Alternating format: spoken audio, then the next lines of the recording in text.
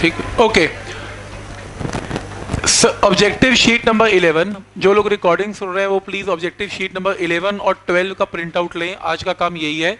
आज हम प्रैक्टिस करेंगे ऑब्जेक्टिव शीट नंबर 11 और 12 की। तो ऑब्जेक्टिव शीट नंबर 11 आपको मिल चुका है प्रिंट आउट। स्टार्ट करो विद फर्स्ट क्वेश्चन। 11th का फर्स्ट सेकेंड थर्ड स्टार्ट करो, पूरी की पूरी शीट खत्म करनी है और फिर नेक्स्ट भी करनी है। तो क्वेश्चन नंबर 1, बात कोई नहीं करेगा, कोई डिस्कशन नहीं है, सीधा क्वेश्चन अटेम्प्ट करो। Question number 1, for a projectile fired at an angle of theta with the horizontal with a velocity of u, the maximum height attained by it is given by।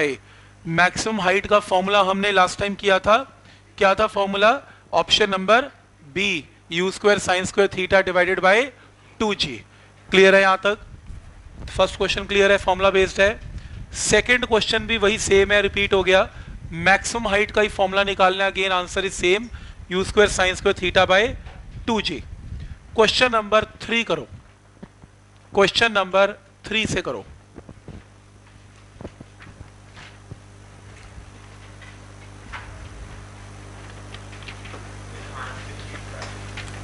करो फिर mark करो और आगे चलो। याद है answer? तो during a projectile motion if the maximum height equals to horizontal range, height और रेंज सेम है, तो एंगल बताओ प्रोजेक्शन का क्या होगा। तो हमने किया था कि अगर हाइट एंड रेंज सेम है, मैक्सिमम हाइट और रेंज सेम है, मैक्सिमम हाइट का फॉर्मूला क्या होता है? V square sine square theta by 2g, और रेंज का formula v square sine 2 theta by g। Sine 2 theta can be written as 2 sine theta cos theta, तो sine से sine cancel, v square से v square, g से g, तो sine upon cos क्या देगा? Tan, और यहां से 2 इंटू 2 क्या हो जाएगा? 4। Tan theta is equal to 4, theta is equal to tan inverse 4। कोई डाउट इसमें? क्लियर है यहां तक? तो इक्वेट कर दो हाइट और रेंज का फॉर्मूला, आंसर आएगा। नेक्स्ट क्वेश्चन ट्राई करो प्लीज।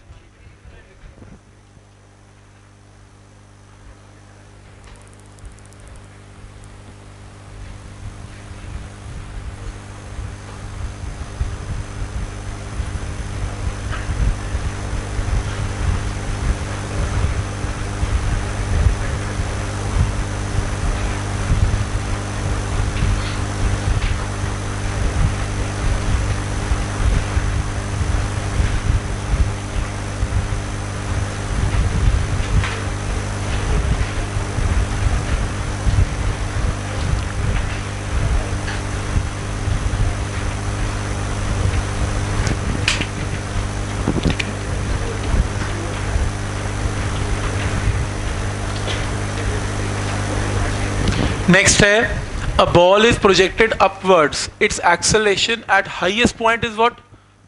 देखो जब बॉल टॉप मोस्ट पॉइंट पर आ गई या कहीं भी चली गई, एक्सेलरेशन ड्यू टू ग्रेविटी कहां एक्ट करेगी? Vertically downward. अर्थ तो आपको हर हालत में नीचे ही खींचेगी, तो एक्सेलरेशन ड्यू टू ग्रेविटी कहां क्या आएगा? Directly downward. तो जैसे मर्जी प्रोजेक्टाइल जाए, एक्सेलरेशन ड्यू टू ग्रेविटी हमेशा नीचे ही एक्ट करेगी।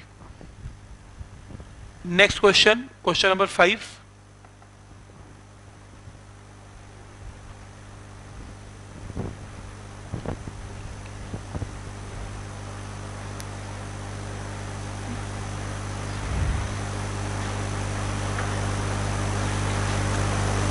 कितने लोगों को समझ में आ गया? ठीक। अ स्टोन को u वेलोसिटी से थीटा एंगल पे घेरा, the horizontal distance covered by its fall to the ground is maximum। horizontal distance को क्या बोलते हैं? रेंज। तो अगर रेंज मैक्सिमम है तो बोलो एंगल क्या होना चाहिए? 45। क्लियर है यहां तक? नेक्स्ट क्वेश्चन नंबर 6 करो, करते जाओ।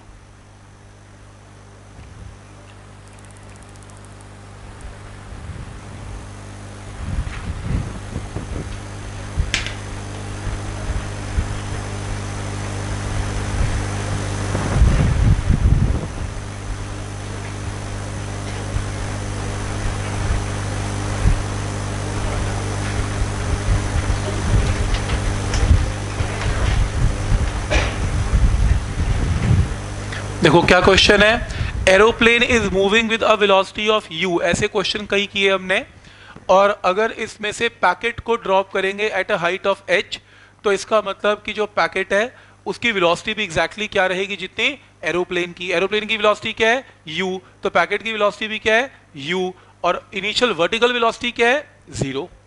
तो h हाइट से पैकेट को ड्रॉप किया तो पैकेट कैसे जाएगा, प्रोजेक्टाइल, तो यहां गिरेगा। आपको टाइम बताना है तो आप y एक्सिस में इक्वेशन अप्लाई करो, s is equal to u t plus half a t square, initial vertical velocity is 0, h put करो और टाइम निकालो, आंसर मार्क करो।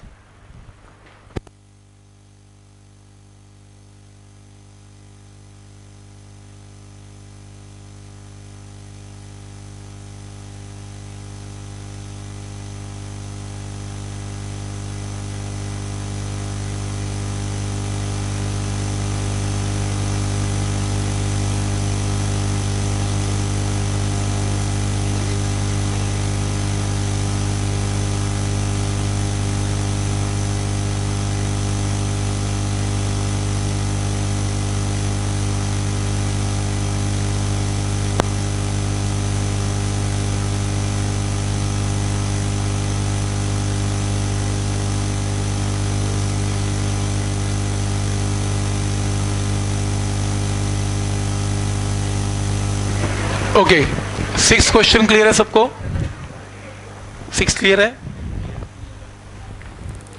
ठीक है यहां तक। तो कोई डाउट किसी को 6 में? सेम वही क्वेश्चन है जैसे हम y एक्सिस में अप्लाई करते हैं, s is you t plus half a t square, वहां से आंसर आएगा, राइट। नेक्स्ट 6 के बाद क्वेश्चन नंबर 7 कितने लोगों का हो गया? हो गया। Ball is thrown upward at an angle of 60 degree, it falls on the ground at a distance of 90 metre. 60 degree पे अगर फेंका जाए तो 90 मीटर पे, 90 मीटर पे बॉल गिरती है, यानी कि इसकी हॉरिजॉन्टल रेंज है। If the ball is throne with same initial velocity at an angle of 30 degree, तो बोलो कितनी दूर जाके गिरेगी? मैंने आपको एक रिजल्ट बताया था कि range remain same when angle is theta और 90 माइनस थीटा। तो अगर 60 डिग्री की बजाय 90 माइनस या 30 डिग्री की बजाय 90 माइनस 30 यानी कि 60 पे गिरा जाए तो भी रेंज विल रिमेन सेम। तो आंसर इज अगेन 90 मीटर। तो जो रेंज 30 डिग्री पे आएगी वही रेंज 60 डिग्री पे भी आएगी, रेंज में कोई फर्क नहीं पड़ेगा। क्लियर है यहां तक? कोई डाउट इसमें?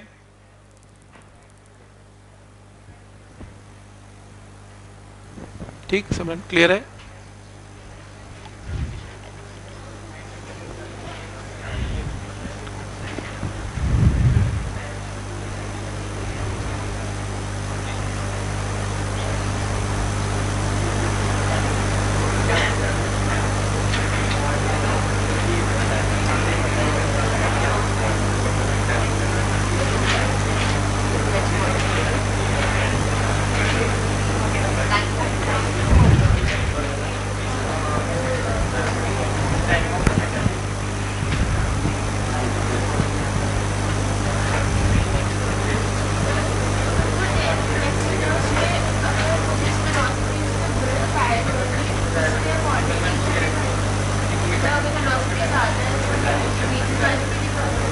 वही तो क्वेश्चन है, अब सोचो सोचो, 2 मिनट सोचो, मैं आ रहा हूं। 7th क्लियर है? Question number 8, if the projectile is fired eight an angle of theta with the horizontal with the velocity of u, तो टाइम ऑफ फ्लाइट क्या है? तो सीधा formula he time of flight का 2u sin theta by g, सीधा mark करेंगे। Question number 9 कितने लोगों का हो गया? हो गया 9th? गुड।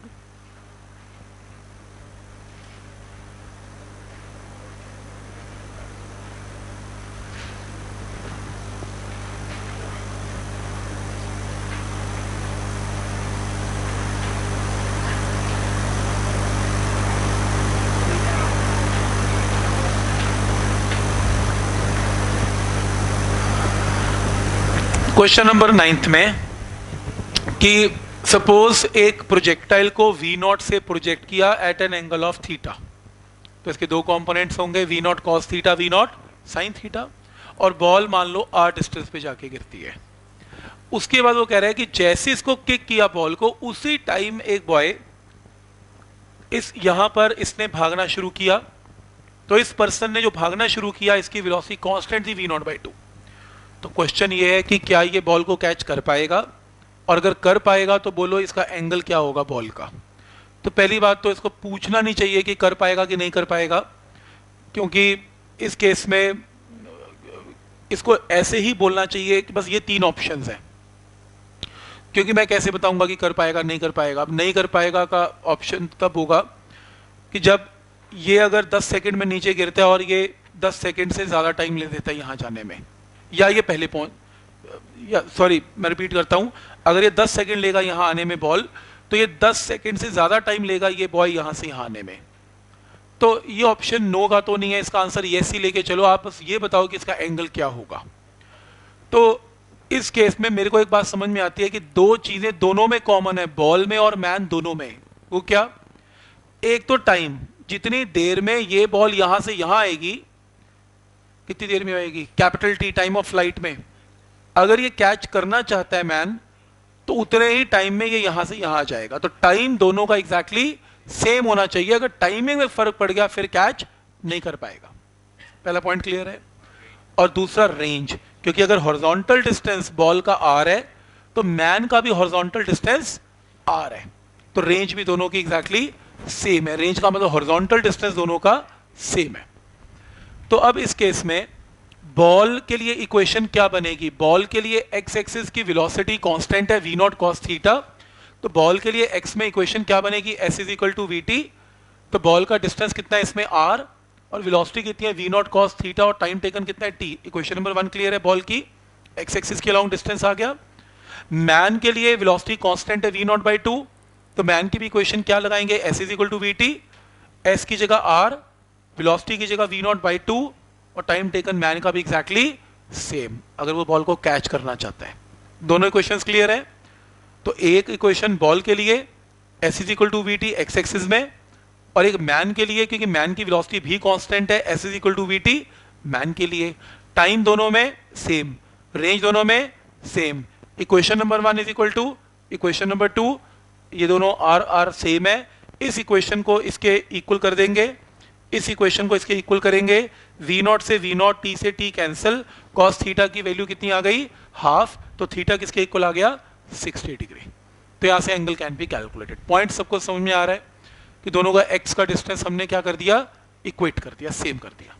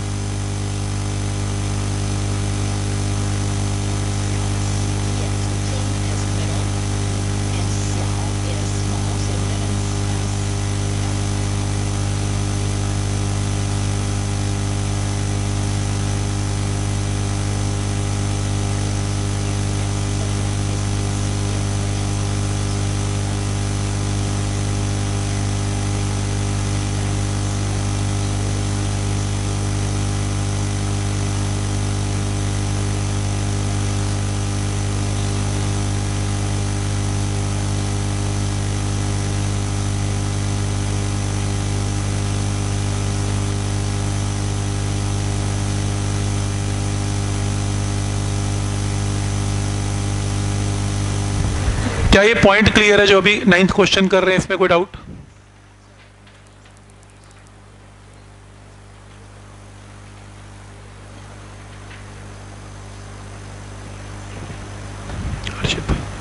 नहीं, फिर से 9th,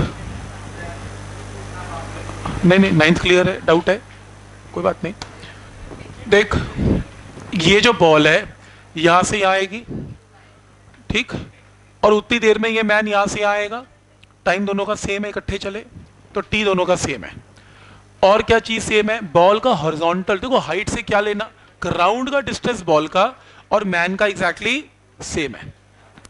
तो बॉल का अगर एक्स का डिस्टेंस ढूंढना है तो इक्वेशन एक्स में लगेगी, s is equal to vt, क्योंकि बॉल की वेलोसिटी कांस्टेंट होती है, तो एक्स एक्सिस में डिस्टेंस कितना है? r, वेलोसिटी हमेशा कांस्टेंट रहेगी v cos theta into T.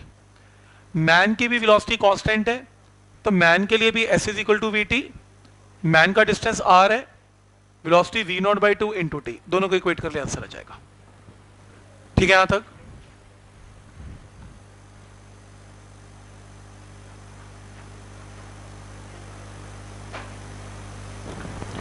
ठीक। क्वेश्चन नंबर 10 में आपको यह गिवन है, two bullets are fired horizontally with different velocities, दो गोलियां चली हॉरिजॉन्टली सीधा विद डिफरेंट वेलोसिटीज u और u1 u2 जो मर्जी ले लो, from the same height, height दोनों की सेम है। हॉरिजॉन्टली चली तो इनिशियल वर्टिकल वेलोसिटी क्या रहेगी इसकी? 0 रहेगी। कौन पहले नीचे आएगा? देखो कोई भी एक बॉल ले लेते हैं, उसका वर्टिकल डिस्टेंस दोनों का एग्जैक्टली सेम है h, दोनों की वर्टिकल इनिशियल वेलोसिटी क्या रहेगी? 0। तो किसी भी एक बुलेट के लिए अप्लाई करो वर्टिकल में y एक्सिस में h is equal to 0 plus half g t square. तो मुझे ये बताओ जो टाइम आएगा 2h बाई जी का अंडर रूट जो भी आएगा, उसमें वेलोसिटी u आ ही नहीं रही। तो आप गोली को u से चलाओ, u डैश से चलाओ, u1 से चलाओ, u2 से चलाओ, फर्क कहां पड़ रहा है? Answer will remain same, it is independent of u। Point समझ में आ रहा है यहां तक? तो फर्क क्या पड़ेगा अगर गोली ज्यादा तेज चल पड़ी? तो आगे जाके गिरेगी। जो तेज वेलोसिटी से आ रही है उसका रेंज ज्यादा होगी, जो स्लो चल रही है उसकी रेंज कम होगी, लेकिन नीचे उतरने का टाइम दोनों का एग्जैक्टली सेम होगा, इसलिए इंडिपेंडेंट ऑफ वेलोसिटी होगा। क्लियर है यहां तक? Both will reach simultaneously. कोई डाउट इसमें? क्लियर है यहां तक?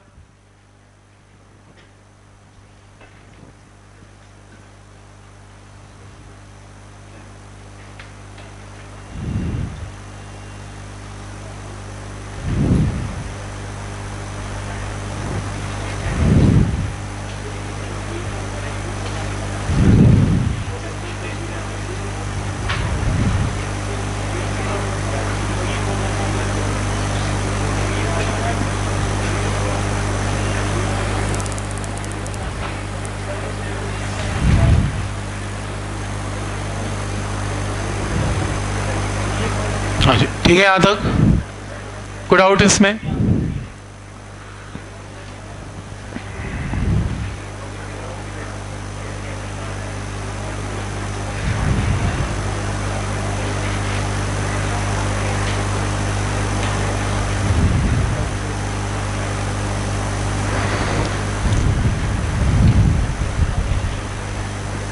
कितने लोगों का 11th क्वेश्चन हो गया? ठीक। सेम प्रॉब्लम है कि एरोप्लेन मूव कर रहा है हॉरिजॉन्टली 180 किलोमीटर पर आवर, तो मीटर पर सेकंड में 50 मीटर पर सेकंड। फूड पैकेट को ड्रॉप करेगा तो इनिशियल वर्टिकल वेलोसिटी 0, तो हॉरिजॉन्टल में वेलोसिटी फूड पैकेट की 50 ही रहेगी, सेम जो प्लेन की थी। आपको बताना है कि हाइट 490 है, तो रेंज बताओ क्या होगी। तो एक काम करना है, फूड पैकेट वाले क्वेश्चन में एक इक्वेशन वर्टिकल में, y एक्सिस में इनिशियल वर्टिकल वेलोसिटी 0, तो 490 is equal to 0 plus half into g t square, time आ जाएगा 10 सेकेंड। पर हमें तो r निकालना है। r का डिस्टेंस किस में निकलता है? x एक्सिस में। x में वेलोसिटी कांस्टेंट होती है, तो x में कौन सी इक्वेशन अप्लाई करनी होती है? s is equal to v t, s की जगह r, वेलोसिटी की जगह कितना? 50, और टाइम हमने 10 निकाल लिया, तो आंसर क्या आ गया? 500। क्या स्टेप क्लियर है? पॉइंट समझ में आ रहा है यहां तक? तो ऐसे कई क्वेश्चन किए थे हमने, वो एरोप्लेन वाले, फूड पैकेट, बॉम्ब वाले, सभी का कॉन्सेप्ट सेम है। ठीक है?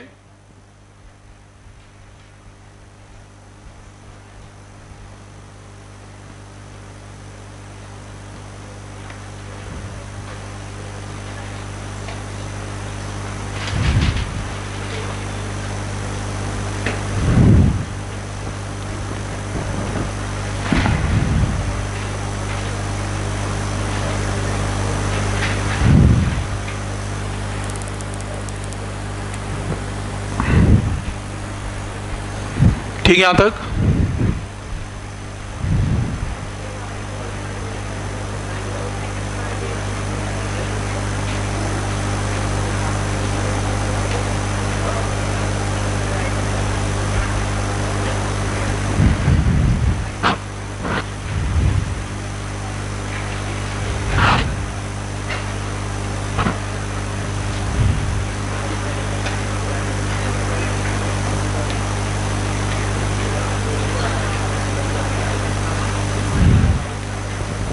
हाँ जी, ठीक है, यहाँ तक कोई डाउट इसमें?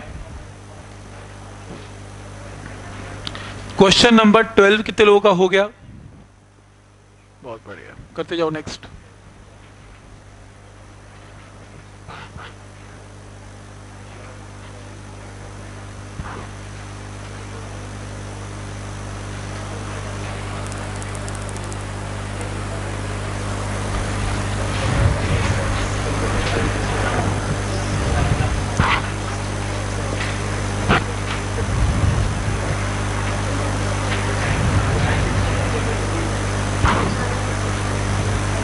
ठीक है, क्वेश्चन नंबर 12 देखें। 12th क्वेश्चन के अंदर a gun fire 2 bullets at 60 and 30 with horizontal, the bullet strikes some horizontal distance, ratio of maximum height ratio निकालनी है। तो एक एंगल 30 पे मैक्सिमम हाइट आ गई v square sine square 30/2g, और एक एंगल 60 पे आ गई v square sine square 60/2g। इन दोनों को डिवाइड कर लेते हैं, v स्क्वायर से v स्क्वायर, 2g से 2g cancel, sine square 30 sine square 60, sine 30 is half, sine 60 is root 3/2। Solve करेंगे 1:3, पर आपको final height upon initial height की रेशियो निकालनी है, तो ऑप्शन ए की दिख रहा है कितना, 3:1 इज द आंसर। क्लियर है? फॉर्मूले में पुट करके जस्ट रेशियो निकालनी है और कुछ भी नहीं करना है इसमें।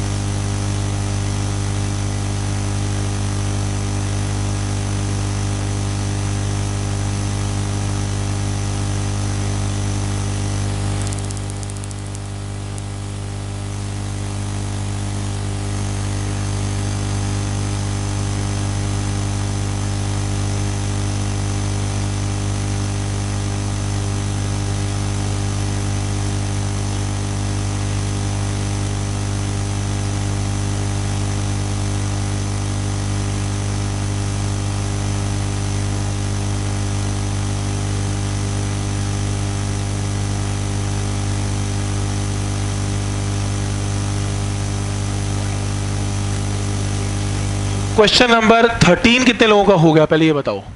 13 हो गया, क्या बात है। ठीक है, फिर मैं आपको अभी एक और क्वेश्चन दूंगा, वो भी करके दिखाना।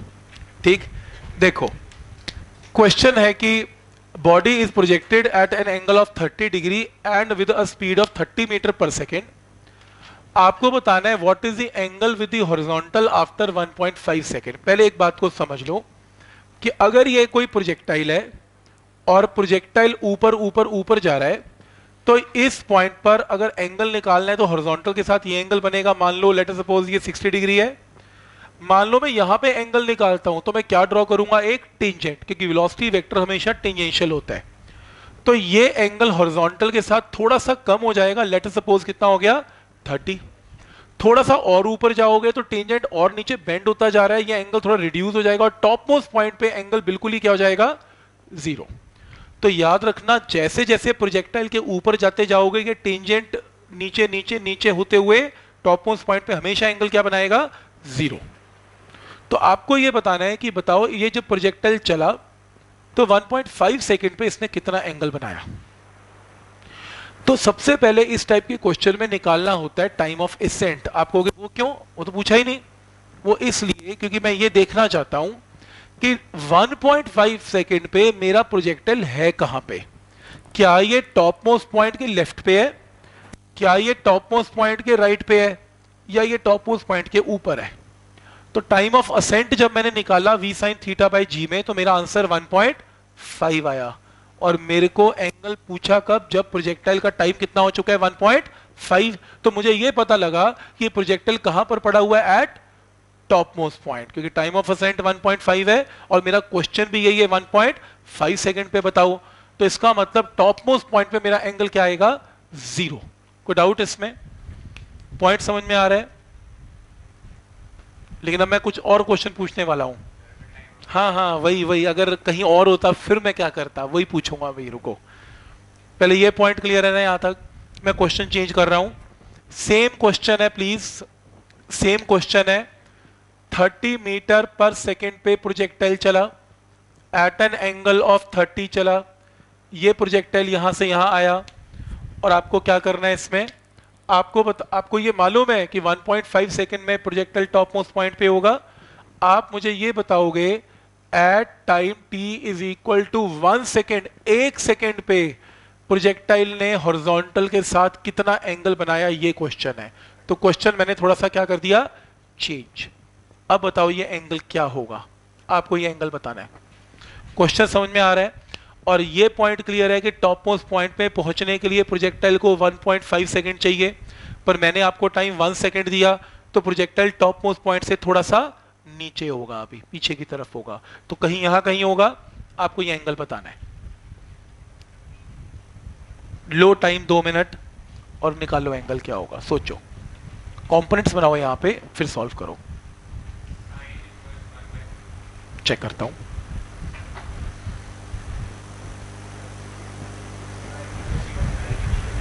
चेक करता हूं, 2 मिनट।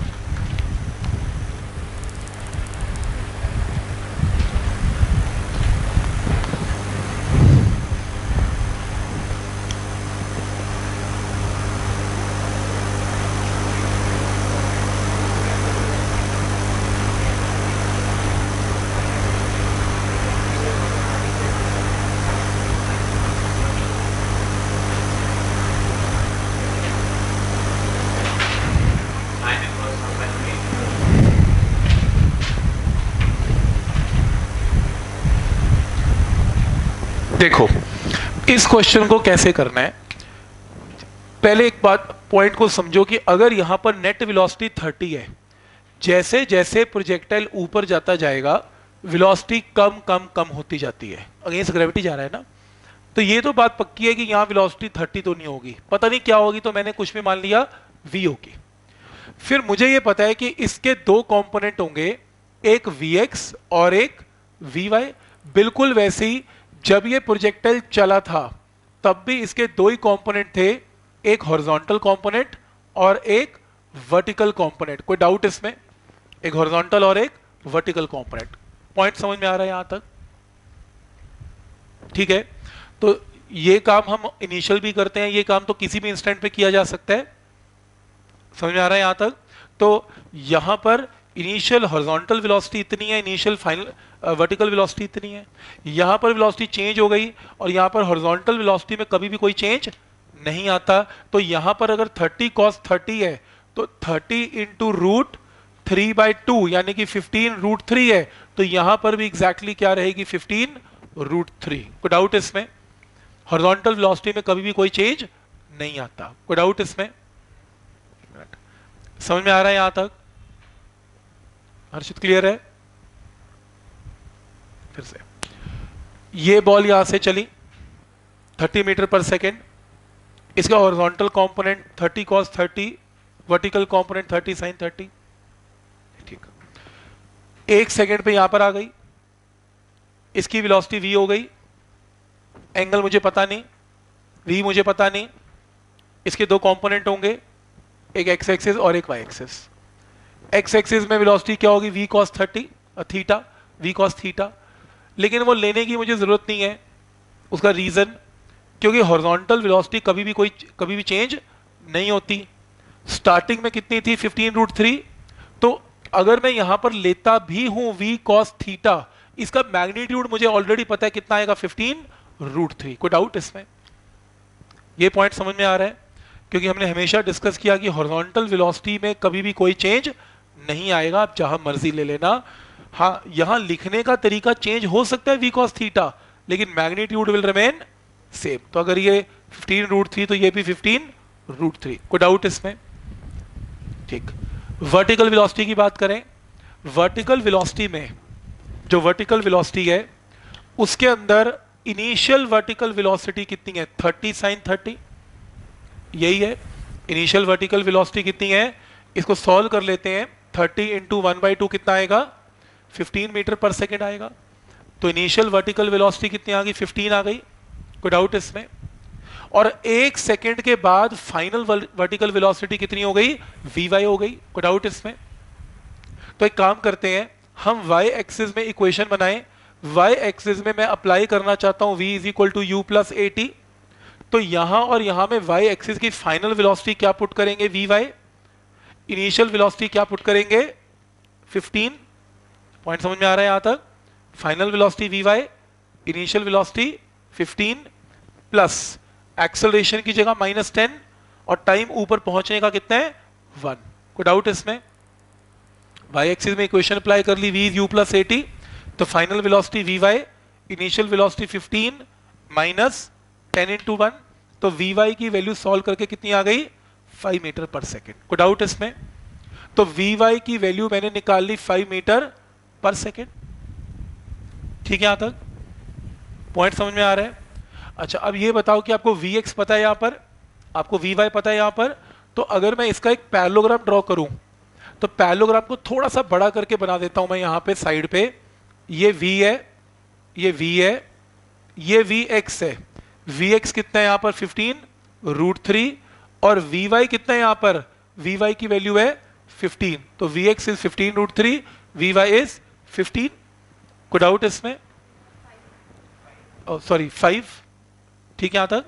तो जब मैंने ये एंगल कितना है, थीटा, जब मैंने पैरेललोग्राम ड्रॉ किया, ये अगर 5 है तो ये साइड भी 5 है। तो बोलो इस ट्राइंगल में tan थीटा किसके इक्वल है, tan theta is equal to 5 divided by 15√3। तो tan of theta is equal to 1/3√3। तो theta is equal to tan inverse 1/3√3। Answer. Point समझ में आया कि क्वेश्चन कैसे करना है। तो क्वेश्चन में आपने क्या करना है, सबसे पहले v मान लेना है, यहां पर थीटा आपको निकालना है, हॉरिजॉन्टल वर्टिकल कंपोनेंट बना लेने हैं। Horizontal component will remain same, ये तो आ गया 1 मिनट में। वर्टिकल कंपोनेंट के लिए v is u plus a T, vertical भी आ गया। फिर पैरेललोग्राम में थीटा निकालना है, tan theta is vertical by horizontal, tan theta आ गया। कोई डाउट इसमें। कभी कभी क्वेश्चन में ये पूछ लेता है 1 सेकेंड पे नेट वेलोसिटी बताओ यहां पे क्या होगी, नेट वेलोसिटी। तो बोलो नेट वेलोसिटी क्या होगी, √vx² प्लस vy²। तो vx भी पता है, vy भी पता है, वहां से आंसर आएगा। बट आपको एक आइडिया समझ में आया कि क्वेश्चन कैसे करना है, कि अगर कल को क्वेश्चन चेंज होता है और वो किसी भी इंस्टेंट पर हमसे vx vy पूछ ले, तो vx में तो कोई दिक्कत नहीं है, बिकॉज vx की वैल्यू में तो कोई चेंज होगा नहीं। प्रॉब्लम कहां पर आनी है, vy पे।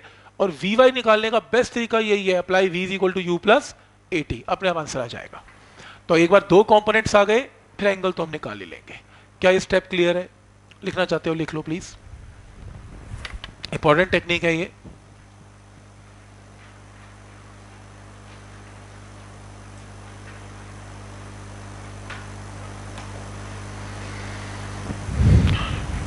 क्या जो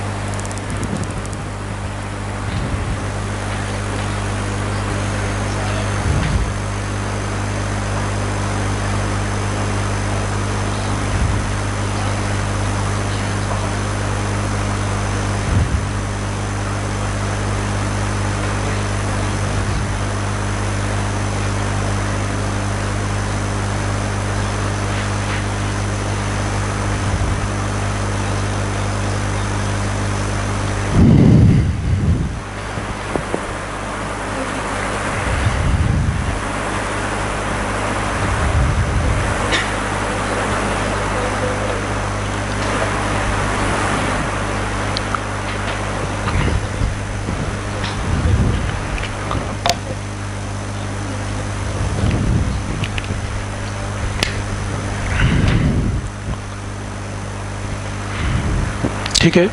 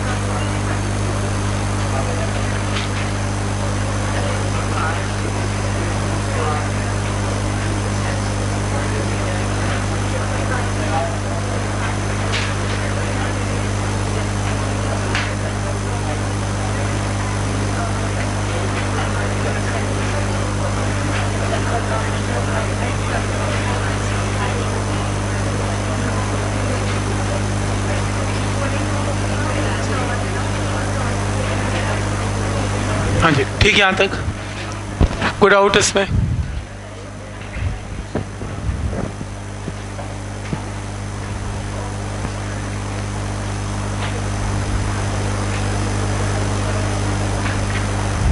ठीक, कर लिया यहाँ पे।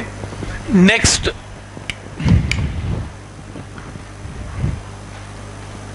Question number 14। देखो ये भी एक डिफरेंट टाइप की प्रॉब्लम है, इसको कैसे आपने सॉल्व करना है जरा ध्यान से देखना।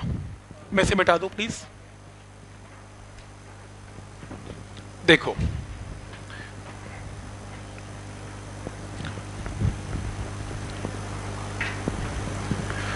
क्वेश्चन नंबर 14 में the maximum height attend bye a projectile is increased by 5%।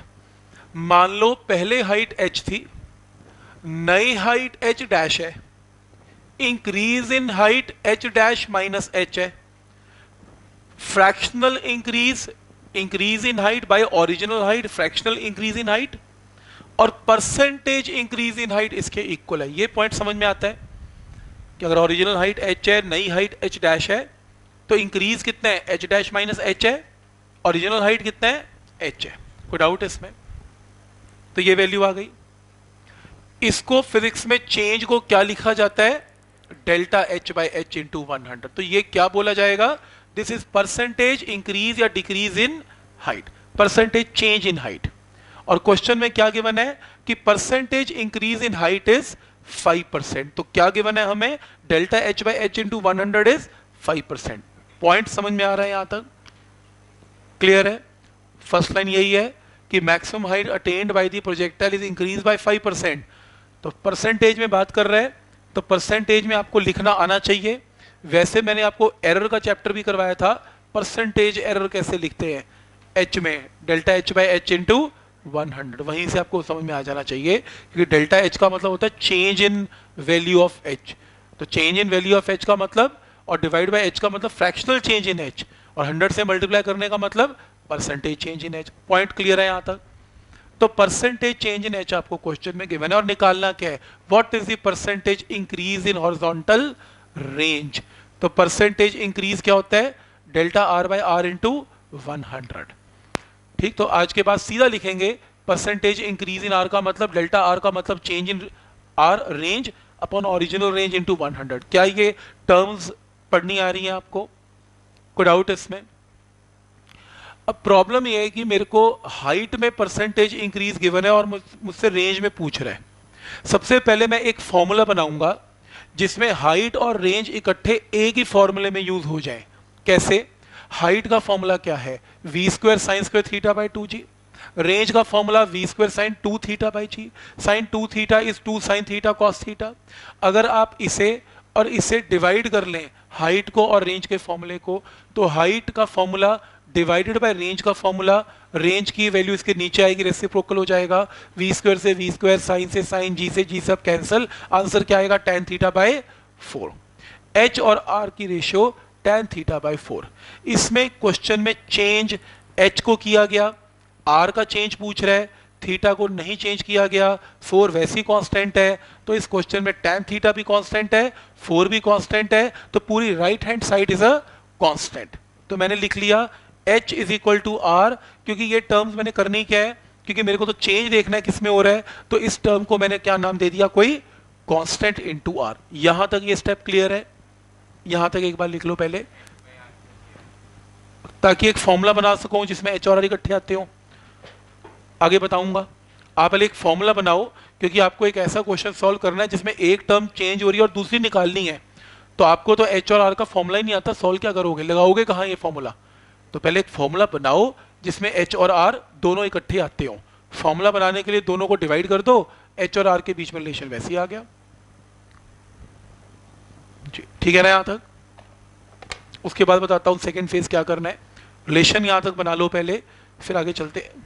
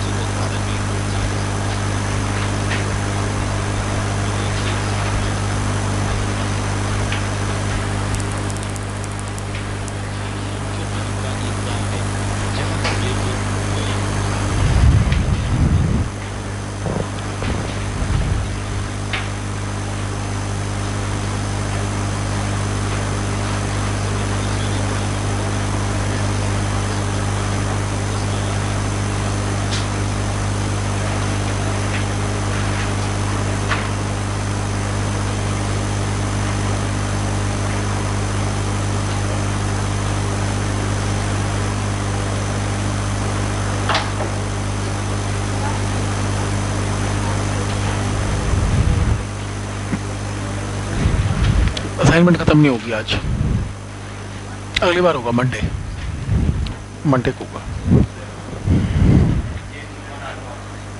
Constant क्यों लिया मत लो, आप ऐसे लिख लो tan और g, ये लो मैं ऐसे कर देता हूं। इसमें जिनको कांस्टेंट में कंफ्यूजन हो रही है, क्योंकि थीटा कांस्टेंट है ना, थीटा चेंज ही नहीं हो रहा, 4 तो वैसे ही कांस्टेंट है, तो अननेसेसरी इन वैल्यूज को मुझे यूज ही नहीं करना, तो मैंने नाम कांस्टेंट लिख दिया। मत लिखो, चाहे ऐसे लिख लो, h by r is equal to tan theta by 4 as it is रहने दो, कोई दिक्कत नहीं है, ठीक। तो h is equal to tan theta by 4 into r, ये ठीक है, इसमें ठीक है, कांस्टेंट की जगह tan थीटा बाई आर, ये भी ठीक है। आगे देखो, असली टेक्निक देखो, अब बेसिकली करना क्या है, आपको h और r का रिलेशन आ गया। अगर h कोई वैल्यू से चेंज होता है तो r भी किसी वैल्यू से चेंज होगा, अगर h डबल होता है तो r भी डबल होगा, क्योंकि इक्वेशन है, इक्वेशन का मतलब h is proportional to r है।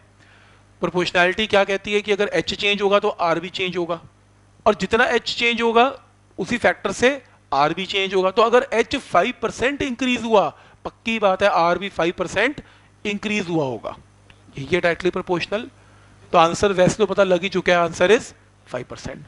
पर फिर भी थोड़ा और मैथमेटिकल करने के लिए, मान लो ये क्वेश्चन एरर का क्वेश्चन है, और एरर के क्वेश्चन में अगर मैं ये बोलता हूं कि if the percentage error in h is 5%, 5% error in r, तो एरर का रूल क्या बोलता है कि आप अगर एक्सपोनेंट का रूल कहीं भी लगा सकते हो, तो h में एरर क्या आएगा, या परसेंटेज फ्रैक्शनल चेंज क्या आएगा, डेल्टा h बाई h, और r में क्या आएगा, डेल्टा आर बाई आर, और कांस्टेंट को तो लेना ही नहीं होता एरर में, तो कांस्टेंट लिखो या tan थीटा बाई 4 लिखो, है तो वो कांस्टेंट ही। तो इसलिए एरर के अंदर ये दो चीजें चेंज हो रही हैं, तो अगर मैं एरर का रूल लगाता हूं तो कांस्टेंट को तो मैं कंसिडर करूंगा नहीं, तो मेरे पास स्ट्रेट अवे यही रिलेशन आता है। याद आ रहा है यहां तक? ऐसे ही करते थे। अगर पावर होती यहां पर तो पावर नीचे आ जाती, क्या दिक्कत थी? तो ये fractional change in h is equal to fractional change in r, और अगर मैं 100 से दोनों साइड्स को मल्टीप्लाई कर दूं तो percentage change in h is equal to percentage change in r. Percentage change in h कितना है? 5%, तो परसेंटेज चेंज इन आर क्या आएगा? 5%। तो आंसर क्या आएगा? 5%। लिखने का तरीका है कि कैसे लिखना मैथमेटिकली। पॉइंट समझ में आ रहा है कि मैथमेटिकली इसको कैसे, एरर का जो कॉन्सेप्ट है उसको यूज करके मैंने फ्रैक्शनल या परसेंटेज चेंज निकाल लिया और मेरा क्वेश्चन मैथमेटिकली भी सॉल्व हो गया। पॉइंट समझ में आ रहा है यहां तक? ठीक, क्लियर है यहां तक? तो अभी एक दो क्वेश्चन और करेंगे और क्लियर हो जाएगा। तो ये वाला क्वेश्चन क्लियर है? ठीक है, वेक्टर देखा, प्रोजेक्टाइल, ठीक है, रिवाइज किया।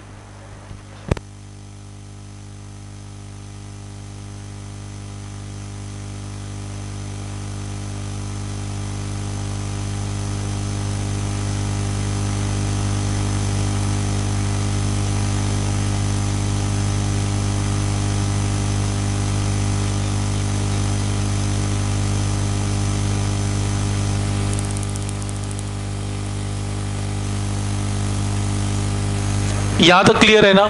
चलो एक और क्वेश्चन करके दिखाता हूं और क्लियर होगा। दो तीन क्वेश्चन है इसके बेस पे, अभी क्लियर हो जाएगा 3-4 क्वेश्चन के बाद। फिर देखो एक बार, कोई बात नहीं, इसको फिर देखेंगे।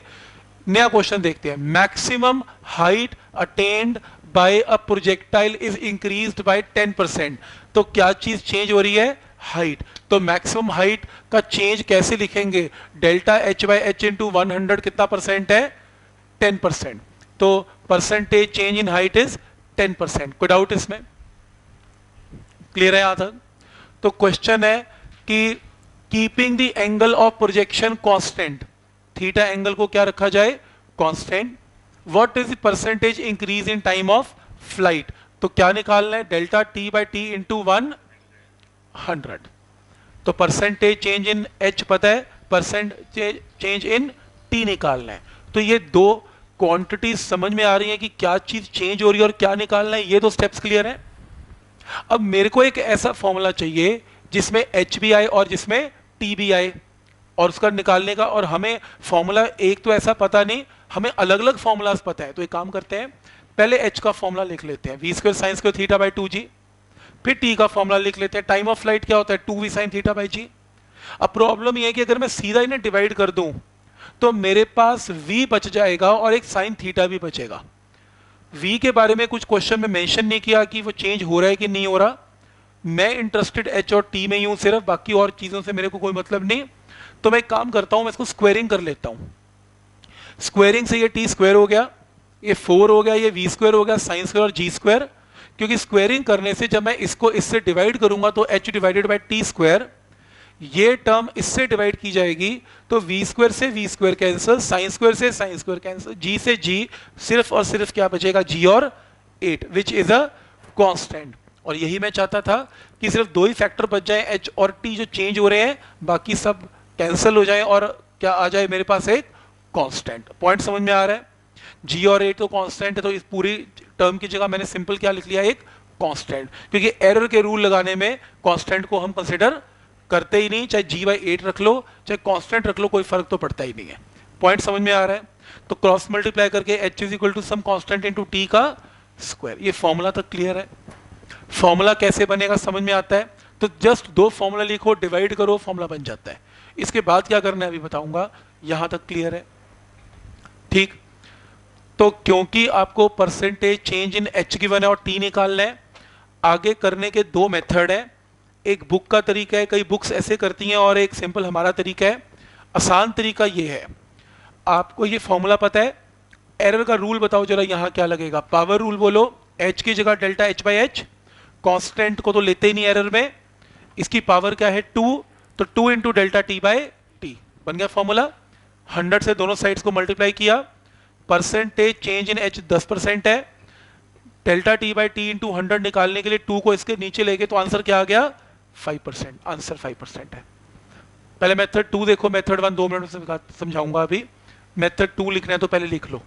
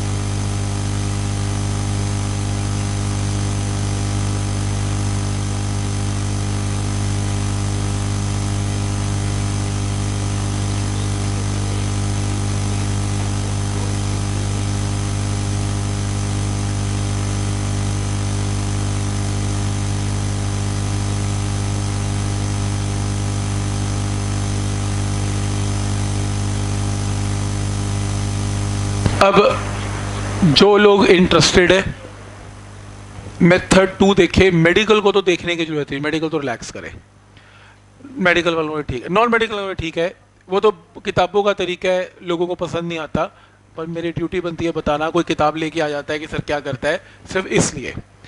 तो बुक्स क्या करती हैं, वो कहती हैं taking log of both sides.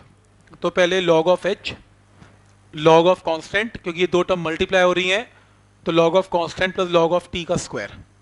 फिर उसके बाद 2 पावर नीचे आ गई लॉग में। फिर वो कहती है इसको डिफ्रेंशिएट करो विद रिस्पेक्ट टू टाइम, ये कैपिटल टी। तो 1 बाय लॉग एच की डिफ्रेंसिएशन 1 बाय एच होती है D h by D T, constant की डिफ्रेंसिएशन 0, 2 इंटू लॉग टी की differentiation 1 by T into D t by D T, जो कि क्या है 1। तो इस डी टी को उठा के राइट साइड पे ले जाओ तो ये क्या देगा, d h by h is equal to 2 time d t by t. मतलब कि, और हाँ क्योंकि स्मॉल चेंज है तो टोटल चेंज के लिए इसको लिखा जाएगा डेल्टा एच और इसको डेल्टा टी।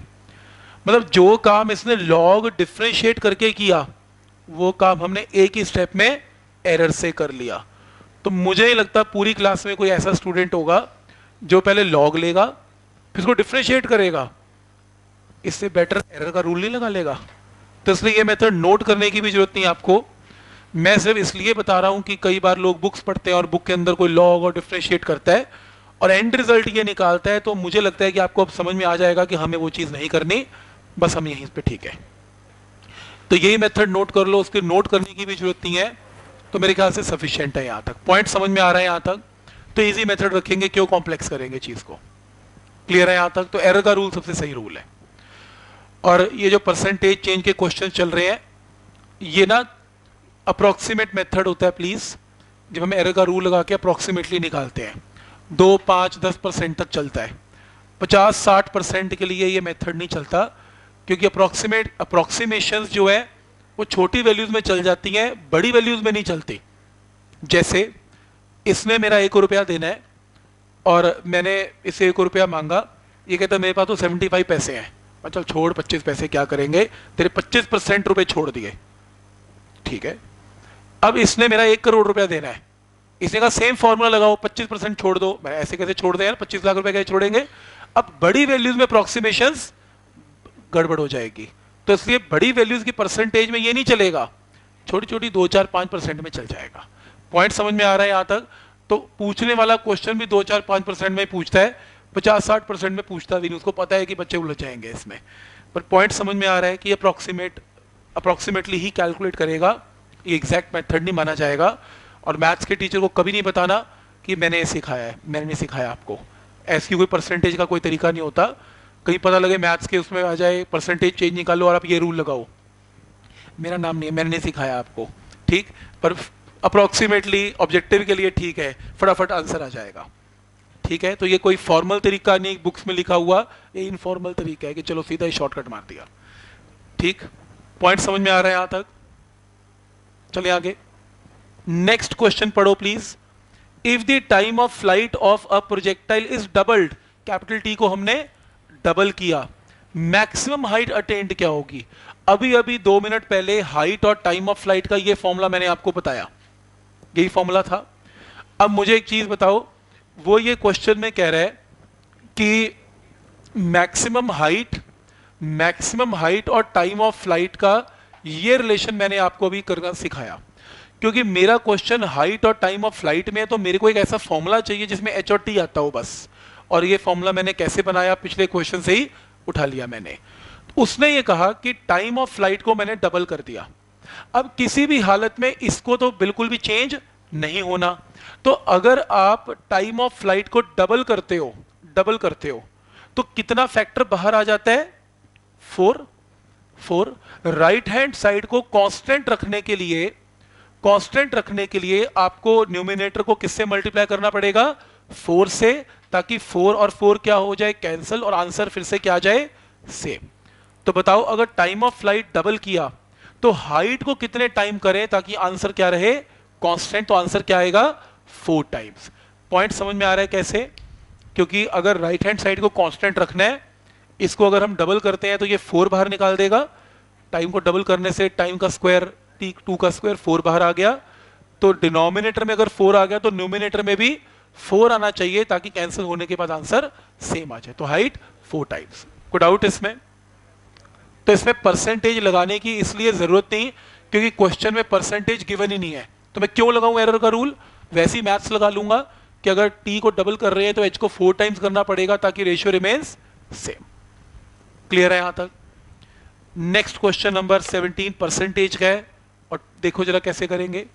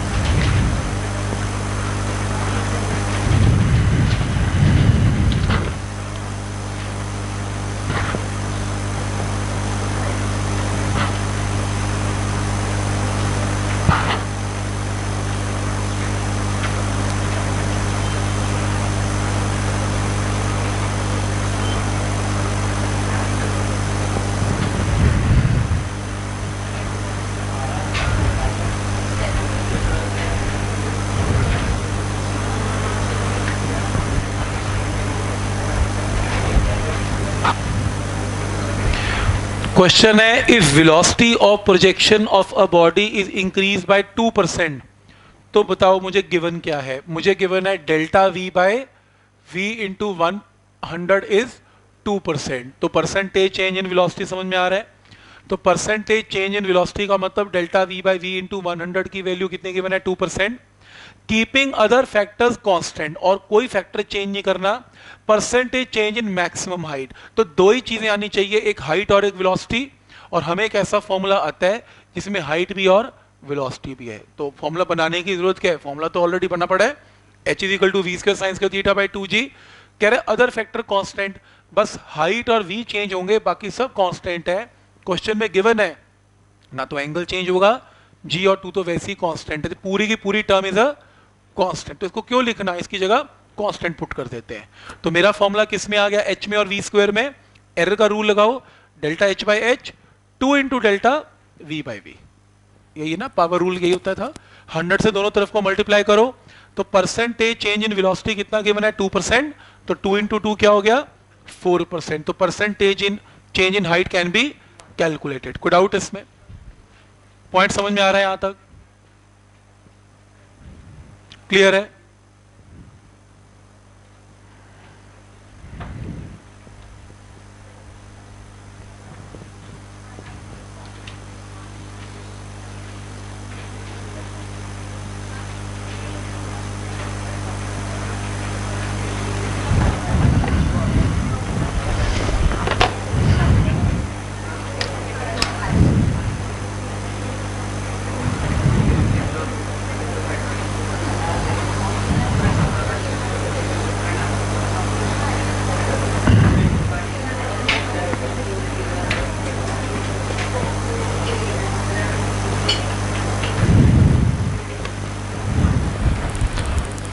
18th क्वेश्चन वही same, top of the tower से एक बॉडी को गिरना, बिल्कुल सेम है। तो 18th क्वेश्चन होमवर्क लो। 19th एरोप्लेन वाला क्वेश्चन फिर फूड पैकेट ड्रॉप कर रहा है, ये सेम है जो हमने ऑलरेडी किए हुए हैं, तो इसको आप होमवर्क लेंगे, इसको खुद करेंगे, जो डाउट होगा पूछ सकते हैं।